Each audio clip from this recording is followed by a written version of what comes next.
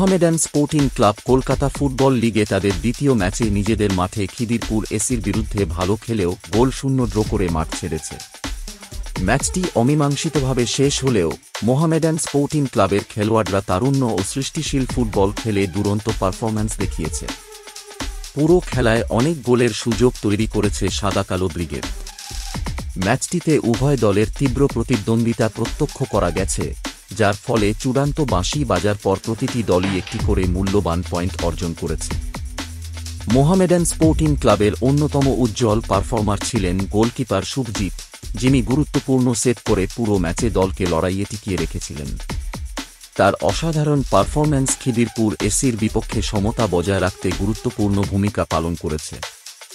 আগের ম্যাচে Mohammedan sporting club Kolkata football লিগে তাদের অভিযান শুরু করেছিল ওয়ারি এসির বিরুদ্ধে একটি বড় জয় দিয়ে। খিদিরপুর এসির বিরুদ্ধে এই ড্র ক্লাবের জন্য আরেকটি গুরুত্বপূর্ণ ফলাফল, কারণ তারা লিগে ধারাবাহিকতা বজায় রাখার দিকে লক্ষ্য রাখছে। ক্লাব তাদের আসন্ন ম্যাচগুলোতে আশাবাদী এবং মনোনিবেশ করছে, তাদের পারফরম্যান্সের উপর ভিত্তি করে এগিয়ে যেতে চায়। Coach, hard fought draw. What would you talk? I think honestly it was a tough game. I think Khidirpur they knew exactly what we play, and they tried to make it really difficult for us, on ground.